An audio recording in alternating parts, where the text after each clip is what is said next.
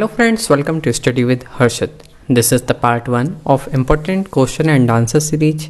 Question number 1 is what do you mean by distributed processing? Friends, ये हमारी important question answer series है computer network की।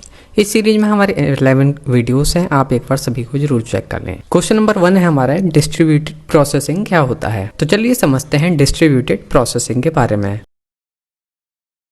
Distributed processing जो है also known as distributed computing के नाम से भी इसको जाना जाता है। Refers to a model of computing in which a task is divided into subtask that are distributed across multiple computer और प्रोसेसिंग यूनिट। ये रेफर होता है एक मॉडल को ऑफ कंप्यूटिंग जो है टास्क को डिवाइड कर देता है सब टास्क में, जो दैट आर डिस्ट्रीब्यूटेड जो कि डिस्ट्रीब्यूट हो जाते हैं अक्रॉस मल्टीपल कंप्यूटर और प्रोसेसिंग यूनिट में। These individual units work in parallel to solve a problem और परफॉर्म ए स्पेसिफिक कंप्यूटेशन।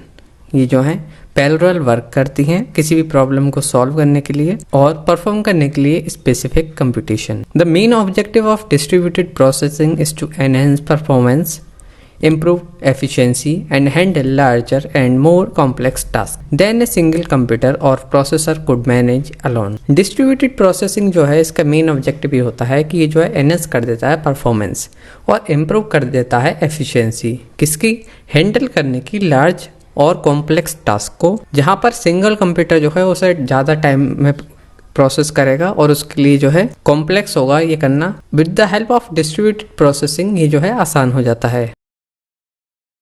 की characteristics of distributed processing include, अब क्या क्या की कैरेक्टरिस्टिक्स हैं डिस्ट्रीब्यूटेड प्रोसेसिंग। नंबर 1 है पैरेलल प्रोसेसिंग। ये जो है डिस्ट्रीब्यूटेड प्रोसेसिंग जो है डिवाइड कर देता है स्मॉलर सब टास्क में और ये जो है सब टास्क जो है प्रोसेस्ड होते हैं साइमल्टेनियसली बाय डिफरेंट प्रोसेसर और nodes. Coordination, a mechanism for coordination and communication is essential to ensure that different part of the distributed system can exchange information and synchronize their activity। coordination जो है बहुत ज़्यादा ज़रूरी होता है। coordination mechanism of coordination communication जो है ये essential है ensure करने के लिए कि जो हमारे different part हैं जो कि distributed system में हैं ये जो है exchange कर सके information और synchronize कर सके अपनी activity। resource sharing क्या है, जैसे कि data, processing power, memory can be shared among the distributed components optimising overall system performance. ये जो है मेमोरी हुई, प्रोसेसिंग पावर है, डेटा है, ये जो है शेयर करे जा सकते हैं among distributed components optimising overall system performance. Fault tolerance, distributed system often incorporate redundancy and fault tolerance mechanism to handle failure in individual component without disrupting to entire system। अगर हमारा कोई भी सिस्टम फेल होता है तो उसकी वजह से हमारे और सिस्टमों का काम नहीं रुकना चाहिए।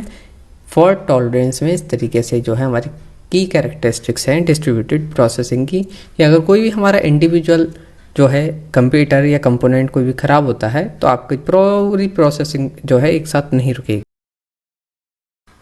Scalability, distributed processing allow for easy scalability by adding more nodes or resources to the system, accounting increased workload. Decentralization, unlike a centralized system where a single computer perform all tasks, distributed processing involve multiple autonomous nodes that work collaboratively। जैसे कि centralise system में जो है single computer जो है perform करता है सभी टास्क, बट जो है हमारे डिस्ट्रीब्यूटेड प्रोसेसिंग में इन्वॉल्व होता है मल्टीपल ऑटोनोमस नोड्स जो कि वर्क करते हैं कोलैबोरेटिवली। ये थे की characteristics of distributed processing node के include. Distributed processing I hope आप सभी को समझ में आया होगा। इसी तरह की और वीडियोस के लिए आप हमारे यूट्यूब चैनल स्टडी विद हर्षित को सब्सक्राइब करें और इस सीरीज में हमारी 11 वीडियो से एक बार जाकर चैनल पर हमारे जरूर देखें। स्टडी विद हर्षित चैनल है। All the best for your exam.